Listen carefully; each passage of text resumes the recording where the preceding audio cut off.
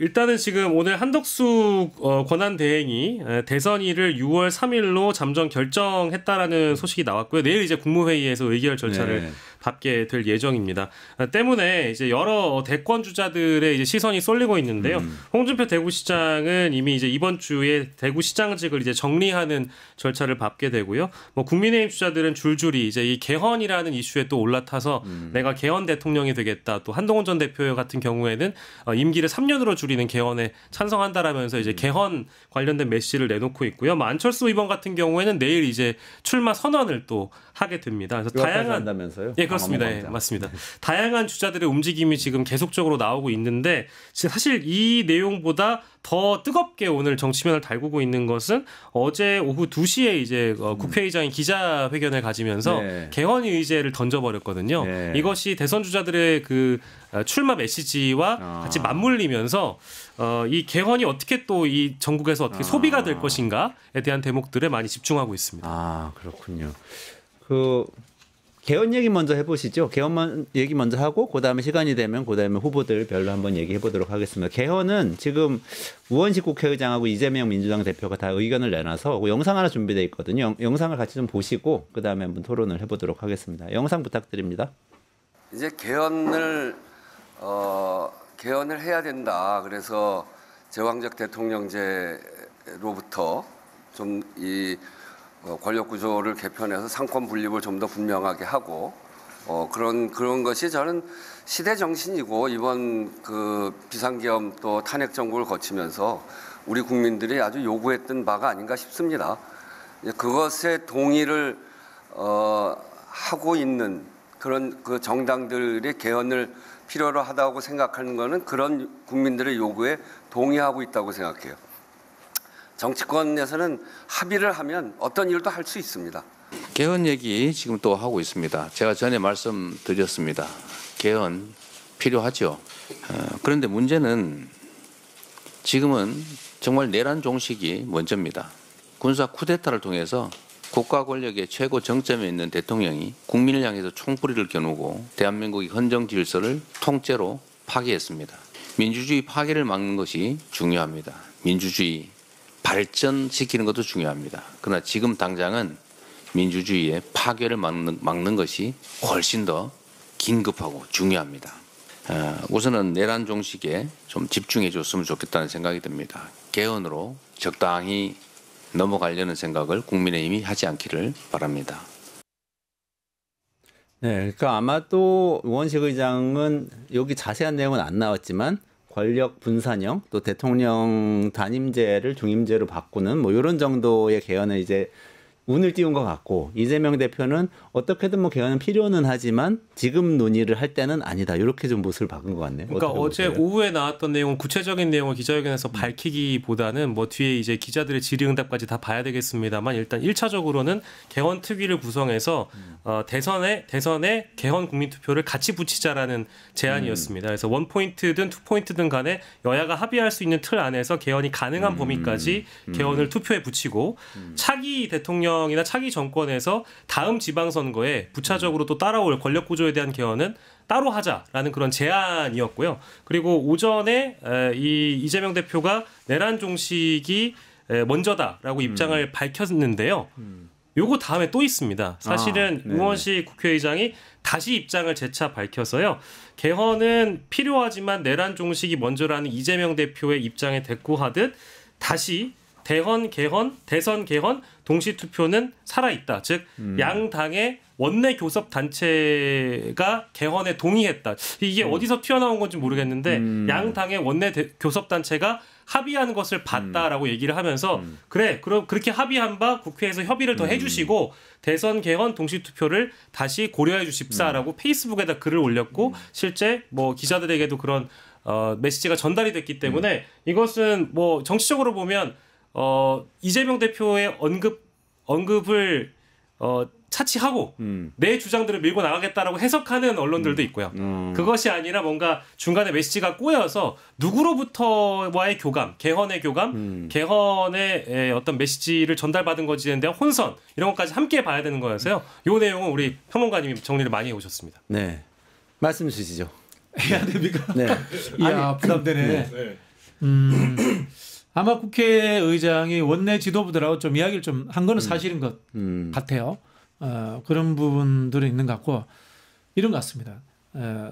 우리 우원식 의장님은 선의의 의미로서의 의장병에 걸려 계신다. 국회의장병에. 국회의장들은요 늘 국회의장 해보면은 야 이거 대왕적 대통령제 폐해가 심각하다는 걸 느낍니다. 특히 계엄 사태와 불법 내란을 겪었기 때문에 우원식 의장은 다를 겁니다. 그런 의미에서 대한민국 의전서열 넘버 2 그리고 국민의 대표 기관인 국회의장으로서 내 임기 내에 제왕적 대통령제 꼭 끝내고 싶어. 라는 신념이 있을 겁니다. 그리고 거기에 선의의 의미로서 저기 기자에게는 어떤 이야기를 했냐면 자기는 대선이라든가 이런 것에 관심이 없다. 출마하지 않는다라는 이야기도 충분히 하셨습니다. 그렇다면은 일각에서 이야기하는 뭐 내각제 음모론이라든가 또는 이 권력 분점을 위한 정계 개편을 염두한 개헌은 아니다라고 봐야 됩니다. 다만 아무리 선의의 의미를 가지고 계시더라도 지금의 정치적 시기에서의 가장 중요한 것이 무엇인가라는 측면에서는 조금 이 시기적으로 오판한 측면이 있다는 건데요. 2달 안에 개헌한다는 게 현실적으로 불가능합니다. 개헌 절차법 즉 국민투표법이라든가 그 관련 법률이 미비합니다. 그런 측면들이 있고요. 또 두 번째 위험한 부분들이 여야가 합의가 되면 뭐든지 가능하다는 이야기는 뭐냐면 여야가 합의가 되면 대선 일정도 늦출 수 있고 그 전에 개헌을 기반으로 해가지고 정계 개편이 일어날 수도 있다라는 하나의 잔머리들을 굴리는 사람들의 이야기도 담고 있는 거예요. 자 이렇게 보십시오. 이원 집정부제가 된다. 이원 집정부제 책임 총리. 그 다음에 대통령 권력 나누잖아요. 1등이 하는 2, 3등이 내가 대통령 할게. 3등 너는 책임 정리해. 정계 개편이 일어날 수도 있는 겁니다. 정부통령제. 내가 정통령 할래. 넌 부통령 할래. 2등, 3등이 연대해서 정계 개편이 일어날 수도 있는 겁니다. 그럼 1등이 제일 기분 나쁘죠. 그런 의미에서 1등인 민주당은 받아들이기가 쉽지 않은 거예요. 그래서 현실적으로 이거는 저는 시기적인 문제라든가 그다음에 이 정치적 일정의 문제에서 개헌 약속만 하고 차기 정부의 과제로 넘기는 것이 좋지 않겠나라는 측면이 저는 첫 번째고요. 네. 다만 이런 부분이 있을 거예요. 만약에 중임제 개헌을 했을 때 차기 정부에서 시작하면 차기 정부 대통령은 여기 해당되느냐 마느냐 라는 부분이 애매해지거든. 네. 그런 부분 정도는 우원식 의장님께서 대선 출마자들과 합의를 해주신다면 정말 고맙지 않겠느냐라는 제가 조언을 드리고 싶습니다. 아마 그 내용을 일단 정리를 해드리면 좋을 것 같은데 말씀하신 것 중에 이원집정부제라는 것은 대통령이 있는데 또 국회가 총리를 뽑아서 총리는 그럼 내치의 권한을 갖고 대통령 외치의 권한을 갖는 건데 뭐 저는 개인적으로 죽도록 반대합니다. 썩은 제도라고 생각합니다. 저는 순수 대통령제 옹호자라서. 그런 것이고 그게 아니면 정부통령제 말씀하신 거 그것도 지금 테이블에 있는 건가요? 정부통령제는 미국식인데 이제 나오는 거는 두 가지가 있어요. 미국식은 부통령은 상원 의장하고 스페어 타이어예요. 타이어가 빵꾸나면 새로 갈아 넣는 거야. 권한이 없어. 미국 부통령은. 그런데 지금 나오는 우리 분권형 대통령제는 부통령이 일부 내치의 권한을 대통령으로부터 위임받아서 하는 형태. 그걸 이제 이야기하는 것 같아요. 근데 부통령은 선출되는 겁니까? 선출되는 거죠. 전 부통령으로. 대통령, 부통령 러닝메이트로 선출하는 식으로 분점을 시킨다. 네네. 그 이야기를 좀 하고 싶은데 우리나라 대통령제가 굉장히 내각제형 대통령제입니다. 네. 뭐 예를 들자면은 국무위원은 원래 대통령제는 없습니다. 대통령제는 장관이 세크리터리입니다. 내각제는 미니스터인데 우리 미니스터예요. 네네. 권한이 있고요. 국무위원이라는 헌법기관이 되어 있습니다. 그런 부분들도 좀 사실은 순수 대통령제에서는 맞지 않는 측면들이 있고요. 그다음에 또 웃기는 게 입법 권한이 행정부에 있습니다. 이거 황당무계한 일이에요. 입법부는 어디입니까? 국회잖아요. 근데 입법 권한을 행정부에 주고 있다고. 그리고 또 예산 편성권을 행정부가 갖고 있습니다. 이거는 민주주의의 중대한 위반입니다. 세계 그 3대 시민혁명이 전부 다 의회를 만들기 위해서 혁명을 한다고요. 명예혁명, 프랑스 대혁명, 미국 독립전쟁. 전부 다 대표 없는 곳에 과세 없다. 의회를 만들기 위한 것이거든요. 그래서 사실 우리 지금 민주주의가 굉장히 왜곡된 제왕적 대통령제를 갖고 있는 건 사실입니다. 그렇군요. 그리고 마지막에 말씀하신 거는 만약에 중임제를 할 경우에는 보통 지금 우리나라 대통령 임기하고 국회 임기하고 잘 안 맞는 게 이제 그 부분을 중시하고 민주주의 원칙에서 대통령 임기와 국회의원 임기는 다른 게 맞습니다. 맞추자고 하는 사람들은 그 공부 안 한 사람들이고요. 그러면 이번에 개헌했을 때 그러면 예를 들어서 이재명 후보가 어쨌든 적용되느냐 대표가 지금 적용돼 1등인데 현재. 그러니까 이재명 대표가 대통령이 됐는데 중임을 할 수 있냐 없냐. 중임을 할 수 있느냐 없느냐 문제인데 이 부분은 제가 봤을 때 그 국회의장이 정말 개헌하고 싶다면은 후보들을 불러서 이른바 가르마를 타주시면 좋지 않겠나 이런 생각이 듭니다. 그 어제 일요일자 공부가 기자회견이 많이 되네. 끝나고 나서 기자들 사이에서 어느 정도 그 뭐랄까 얘기가 돌았던 것은 뭐 양당 원내 지도부가 우원식 국회의장과 일정 부분 교감이 있었다. 교감이라기보다는 양 당이 합의할 수 있는 지금 만약에 개헌 포인트가 있다라고 하면 대통령의 임기를 4년 중임제로 하는 것에 대한 양당 원내 지도부의 합의가 있었다라는 식의 내용이 나온 걸로 알고 있는데 그거는 그러면 그런 언론에 저를 그러니까 많이 나왔어요. 저도 들었는데요. 결국 이게 핵심이 차기 대통령입니다.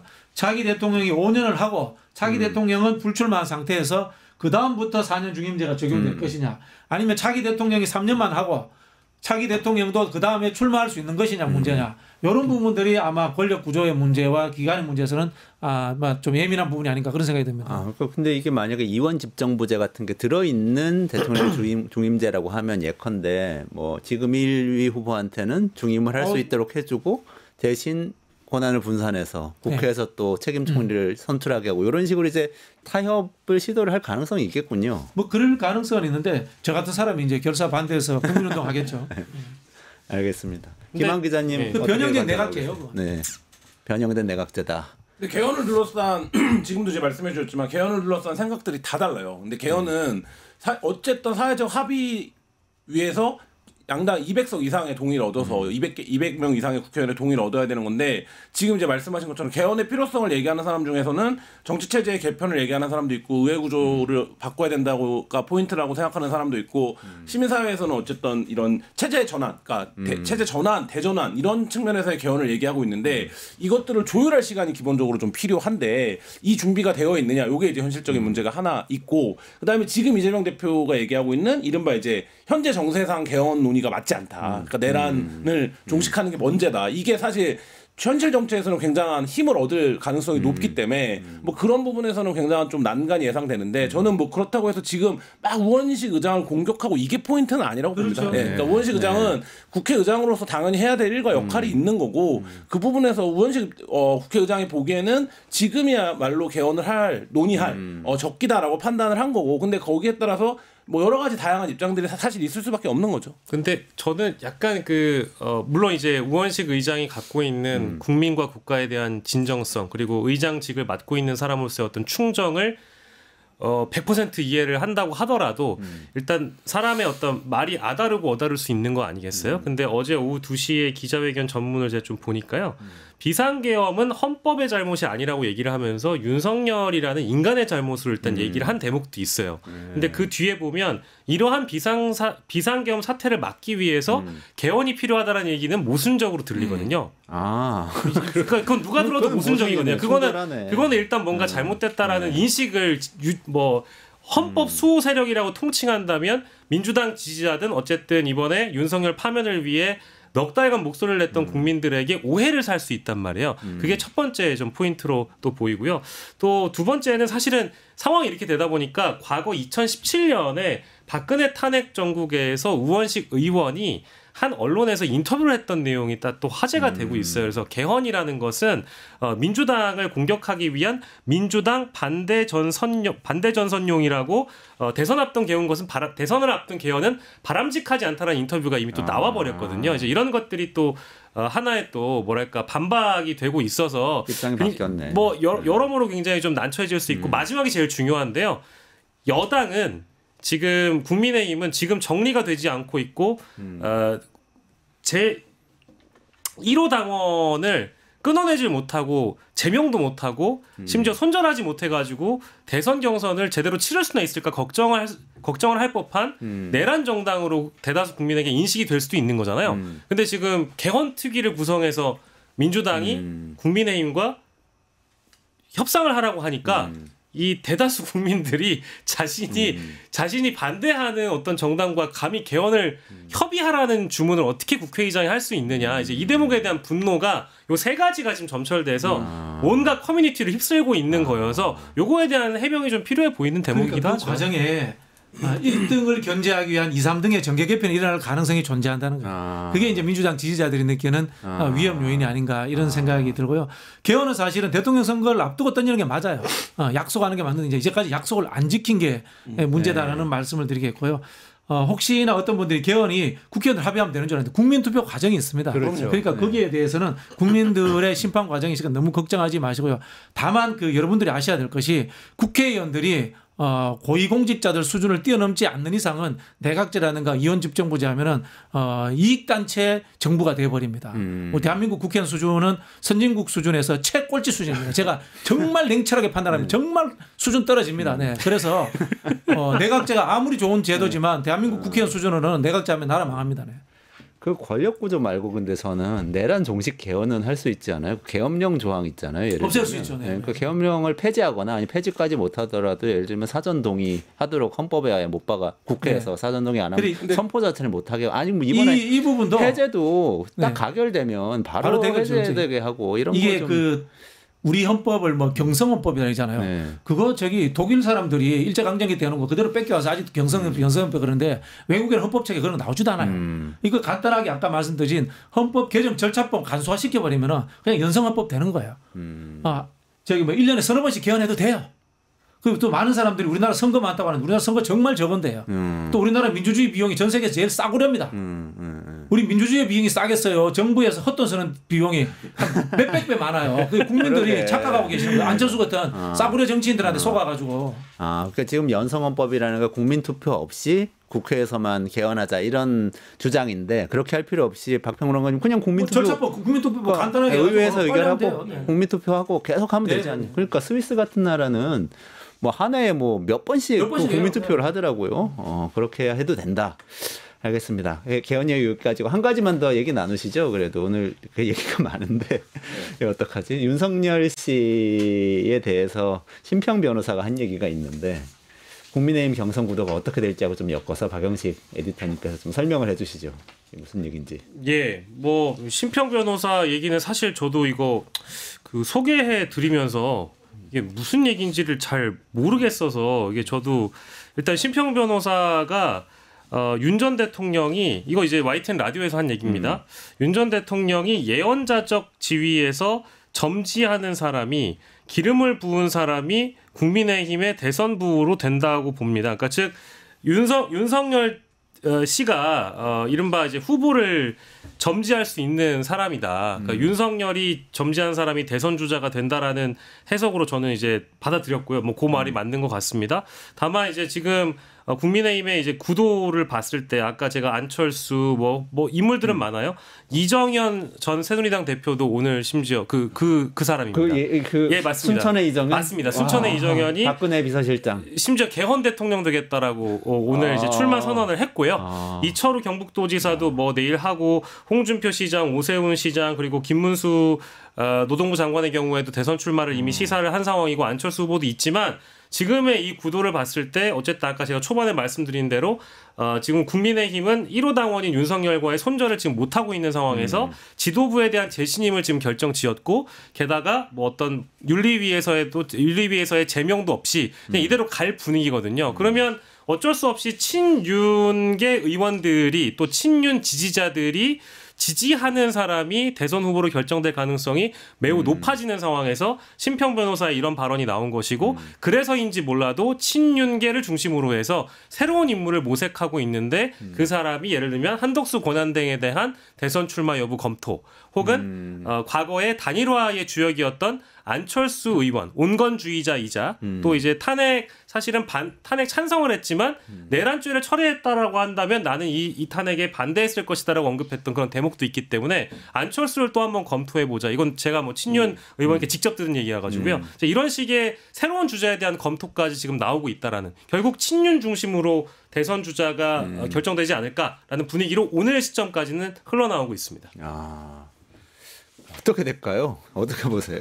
저는 심평 변호사가 약간 고장난 시계 같은 말씀을 많이 해오셨는데 고장난 시계도 하루에 2번은 맞거든요. 그러니까 이게 맞는 얘기예요. 왜냐하면 무슨 어떤 의미냐면 대선을 설명하는 방식이 여러 가지가 있겠지만 사실 뭐 구도, 인물, 바람, 조직 이런 요소들이거든요. 근데 지금 구도와 인물에서 국민의힘이 이길 수 있는 가능성은 거의 제로에 가깝고 그러면 결국엔 당권을 노리는 사람들 입장에서 대선이 중요한 건 뭐냐면 조직이에요. 그러니까 당의 전국 단위 조직이 움직이고 전국 단위 조직이 만들어지고 그 조직력을 장악하는 거거든요. 그러면 어차피 대선은 진다. 뭐 김기현 전 원내대표가 그렇게 얘기했다는 거 아닙니까? 우리는 어차피 패족이 됐고 10년 후를 준비해야 된다. 그렇게 얘기했어요? 2번 의총에서 비공개 의총에서 그렇게 얘기한 게 보도가 됐잖아요. 그 얘기 뭡니까?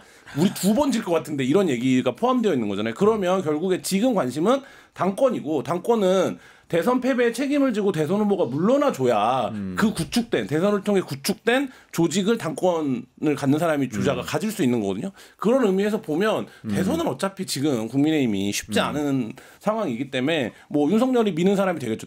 그 다음에 경선 룰도 그렇고. 그래요?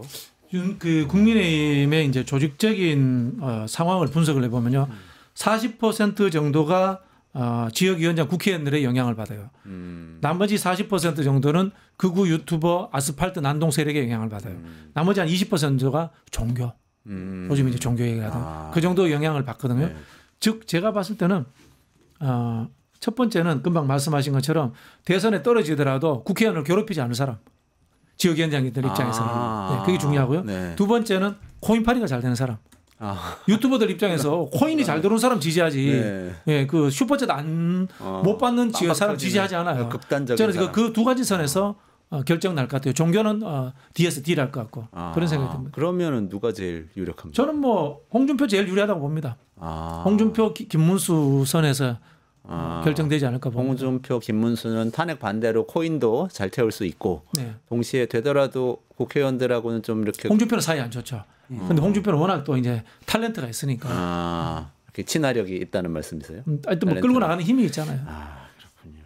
그래도 조금 새로운 사람 됐으면 그 오다가 제가 조금 아까 제 페이스북 확인하니까 유승민 전 의원이 우리 그 국민의힘으로 후보 내지 말고 뭐 국민 후보로 내자 그런 얘기 페이스북에 쭉 썼더라고요. 그렇게 될 가능성은 없을까요? 국민 후보를 낸다는 그러니까 말씀은 뭐 당적 가진 후보 우리 패족이니까 그 연장선이 패족이니까 당적 가진 후보 내지 말고 그냥 다 오픈 프라이머리 해가지고 그냥 반 이재명 후보를 내자. 법적으로 불가능합니다. 법적으로 불가능해요. 예, 오픈 프라이머리는 정당법을 뛰어넘어서 후보를 선출할 수가 없고요. 그런 이야기 하지 말고 본인이 나와서 창당해서 국민 후보로 나오시는 게 좀 그런 용기를 보여주세요.